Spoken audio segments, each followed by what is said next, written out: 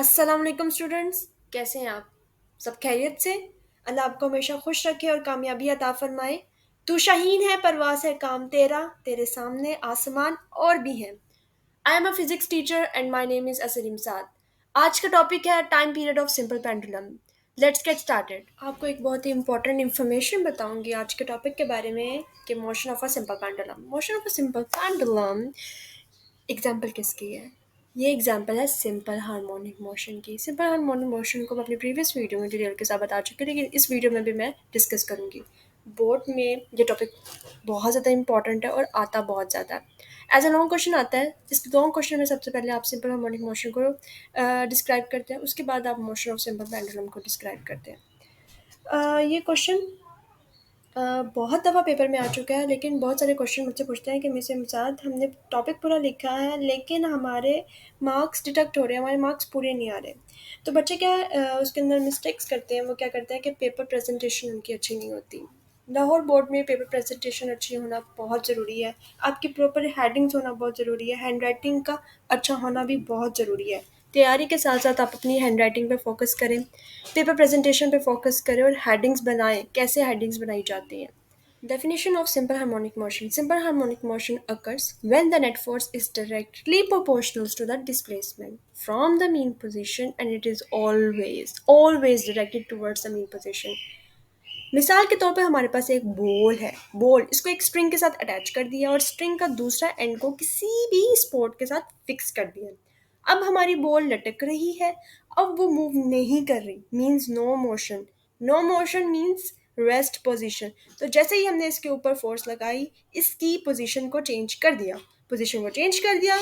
सो इसको जो हमने पुरानी जगह से हिला दिया और फोर्स लगाकर छोड़ दिया। जैसे ही रिलीज किया, बॉल आगे और पीछे मूव करना स्टार्ट हो गई।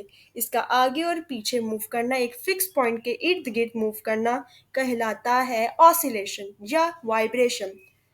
सिंपल हार्मोनिक मोशन का मतलब होता है कोई ऐसा प्रोसेस जिसमें हम किसी चीज़ पर फोर्स लगाएं तो वो मुसलसल मूव करे एक फिक्स्ड पॉइंट के इर्द गिर्द। अपने प्रोसेस को ये रिपीट करती है। जब कोई ऑब्जेक्ट मूव कर रहा होता है तो वो कुछ डिस्प्लेसमेंट कवर कर रहा होता है। फोर्स लगाने की वजह से, और डिस्प्लेसमेंट फोर्स के ऑपोजिट डायरेक्शन में मूव करता है। बॉल को हमने रिलीज किया, उसने मीन पोजीशन से गुजरते हुए दूसरी पोजीशन पे चली गई, फिर वापस वो अपनी मीन पोजीशन से गुजरते हुए अपनी फर्स्ट पोजीशन पे आ जाएगी। ये टू एंड फ्रो मोशन चलता रहेगा एक फिक्स पोजीशन के इर्द गिर्द। इसको कहते हैं simple harmonic motion. Hope you understand. अगर आपको कोई डाउट है तो बताएं। ये एक बहुत ज़्यादा इंपॉर्टेंट लॉन्ग क्वेश्चन आंसर है। सिंपल हार्मोनिक मोशन की एग्जांपल है। सिस्टम के लिए हमें क्या क्या चाहिए? इस सिस्टम के लिए हमें एक छोटा सा बॉब चाहिए, एक अदद स्ट्रिंग जिसकी लेंथ कुछ भी हो सकती है। हम बॉब को स्ट्रिंग के साथ बांध देंगे। होगा क्या कि स्ट्रिंग की जो लोअर एंड है उस पर बॉब होगा और अपर एंड किसी भी सपोर्ट के साथ फिक्स्ड होगा। अभी हमारा बॉब जीरो पर आराम फरमा रहा है, जैसे इंग्लिश में कहते हैं रेस्ट पोजिशन पर है। और इसके लिए एक और टर्म यूज करते हैं, इक्विलिब्रियम पोजिशन ओ। क्योंकि बॉब पर कोई फोर्स नहीं लग रही, मीन्स अभी बॉब स्टेशनरी है। स्टेशनरी का मतलब होता है नो मूवमेंट। बॉब का जो वेट है W is equals to mg, और इस जो स्ट्रिंग में लेंथ में एक है टेंशन T। दोनों वेट और टेंशन दोनों एक दूसरे के इक्वल होते हैं, इक्वल फोर्स लग रही है, लेकिन इनकी डायरेक्शन ऑपोजिट होती है, जिसकी वजह से ये एक दूसरे को कैंसिल आउट कर देते हैं। जब किसी स्ट्रिंग के साथ कोई मैस अटैच नहीं होता तो उसके अंदर खिंचाव भी नहीं होता। जैसे ही हम लोगों ने इसके साथ मैस को अटैच कर दिया, इसके अंदर एक खिंचाव आ गया, जिसे इंग्लिश में कहते हैं टेंशन। जो इस बॉब का मैस है वो वर्टिकली डाउनवर्ड एक्ट कर रहा है और टेंशन जो है वो अपवर्ड एक्ट कर रही है। सो इसीलिए ही वेट का डाउनवर्ड एक्ट करना और टेंशन का अपवर्ड एक्ट करना, लेकिन दोनों का एक दूसरे से इक्वल फोर्स लग रही है, लेकिन डायरेक्शन क्या है? ऑपोजिट, जिसकी वजह से एक दूसरे को कैंसिल आउट कर देंगे, एक दूसरे को बैलेंस कर रहे हैं, जिसकी वजह से जो नेट फोर्स है कोई भी एक्ट नहीं कर रही।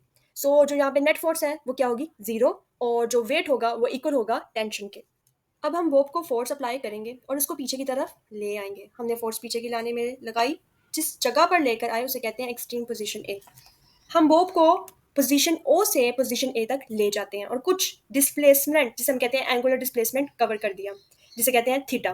पहले वेट और टेंशन ऑपोजिट एक्ट कर रहे थे, लेकिन यहाँ ऐसा नहीं है। यहाँ अब ऐसा बिल्कुल नहीं है। यहाँ पे जो वेट है वो डाउनवर्ड एक्ट कर रहा है, लेकिन जो टेंशन है वह इसके एग्जैक्टली ऑपोजिट नहीं है। अब ये बैलेंस नहीं कर रहा। राइट साइड पे आपके पास एक डायग्राम है, उसको देखिए। इस केस में आप इस वेट mg के कंपोनेंट्स ड्रॉ होंगे। आपको पता है कि horizontal component f cos theta बनाता है और vertically components f sin theta बनेगा।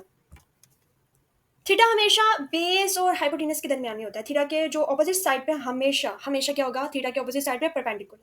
आप जिस डायरेक्शन में भी होंगे थीटा ड्रॉ कर सकते हैं। जरूरी नहीं है कि ये हमेशा स्ट्रेट ही हो। बेस और हाइपोटेनस के दरमियान में थीटा होना चाहिए और थीटा के जो ऑपोजिट होना चाहिए वो क्या होना चाहिए, परपेंडिकुलर। ये एंगल थीटा एक्चुअली फोर्स और बेस के दरमियान में होता है। बेस के साथ कॉज आता है और परपेंडिकुलर के साथ साइन आता है। थीटा के ऑपोजिट होता है परपेंडिकुलर, जैसे कि मैंने भी बताया। इस सिचुएशन में वेट का एक जो कंपोनेंट है वो कैंसिल हो रहा है। सारा कैंसिल नहीं हो रहा, वो एक कंपोनेंट है जिसे हम कहते हैं एम जी कॉस थीटा। इस टेंशन के साथ कैंसिल आउट हो रहा है। अब इसके अंदर रीस्टोरिंग फोर्स स्टोर हो रही थी, जिसे हम कहते हैं रीस्टोरिंग फोर्स। जैसे आपने एक बॉल को एक दीवार के साथ हिट किया और वो बाउंस होके बैक आपके पास आई, इस प्रोसेस को बोलते हैं रीस्टोरिंग फोर्स। उसका बाउंस होके बैक आपकी तरफ आना which is called restoring force. जैसे ही हमने बॉब को एक्सट्रीम पोजीशन ए से रिलीज किया, वो मीन पोजीशन की तरफ जाएगा। मीन पोजीशन पर बॉब रुकेगा नहीं, बिकॉज ड्यू टू इनर्शिया। वो कहाँ जाएगा, एक्सट्रीम पोजीशन बी तक जाएगा। इनर्शिया की वजह से ये मीन पोजीशन पे रुकेगा नहीं। इनर्शिया की डेफिनेशन है, जब एक बॉडी मूव कर रही है तो वो मूव करती रहेगी। जब एक बॉडी रेस्ट पोजीशन पे है, जब तक हम उसको फोर्स नहीं लगाएंगे वो अपनी रेस्ट पोजीशन से नहीं हिलेगी। जब हमने बो पर कोई भी फोर्स नहीं लगाई, वो अपनी मीन पोजीशन पर था, जिसे हम कहते हैं इक्विलिब्रियम पोजीशन ओ पे था। जैसे ही हमने उसके ऊपर फोर्स लगाई और उसको उसकी पोजीशन से चेंज करके ए पर लेकर आए, वहाँ पे उसके अंदर बॉब के अंदर रिस्टोरिंग फोर्स जो है वो स्टोर हो गई। रिस्टोरिंग फोर्स स्टोर हो गई। हमने जैसे ही वहाँ से बॉब को रिलीज किया, वो मीन पोजीशन से गुजरता हुआ एक्सट्रीम पोजीशन बी पर पहुंच गया। फिर वहाँ से रिस्टोरिंग फोर्स की वजह से बाउंस होके बैक वापस अपनी एक्सट्रीम पोजीशन ए पे आया। ये प्रोसेस चलता रहेगा। आगे और पीछे जो बॉब है अपनी एक फिक्स पोजीशन के इर्द गिर्द मूव करता रहेगा, जब तक उसके अंदर जो फोर्स स्टोर हुई है वो ख़त्म नहीं हो जाती। इनर्शिया की वजह से वो मीन पोजीशन पर स्टॉप नहीं होगा। रीस्टोरिंग फोर्स की वजह से वो टू एंड फ्रो मोशन करता रहेगा। इस टू एंड फ्रो मोशन या ऑसिलेशन या वाइब्रेशन को हम बोलते हैं motion of a simple pendulum. Restoring force की वजह से एक्सट्रीम पोजीशन बी से जब ये वापस जाएगा एक्सट्रीम पोजीशन ए की तरफ मीन पोजीशन से गुजरता हुआ, ये रुकेगा नहीं। ये ओ पोजीशन के इर्द गिर्द वाइब्रेट करता रहेगा। सिंपल पेंडुलम की जो स्पीड है या वेलोसिटी है वो मीन पोजीशन पर मैक्सिमम होगी और एक्सट्रीम पोजीशन ए या बी पर मिनिमम होगी। अब आपके पास क्वेश्चन आता है, what is acceleration in simple pendulum? As you know, rate of change of velocity is called acceleration. Okay? Acceleration extreme position A से mean position O की तरफ move कर रही है। A से O acceleration decrease कर रही है because of restoring force. Move in opposite direction of the applied force. हम लोगों ने जो बॉब के ऊपर फोर्स अप्लाई की है वो टुवर्ड्स लेफ्ट है और रिस्टोरिंग फोर्स जो उसके अंदर स्टोर हो गई थी उसने मूव किया है in opposite direction of applied force. दोनों की जो डायरेक्शन है वो ऑपोजिट है। वेट डाउनवर्ड एक्ट कर रही है। इसके अंदर जो हमारे पास लेंथ में टेंशन है वो अब बैलेंस नहीं कर रही।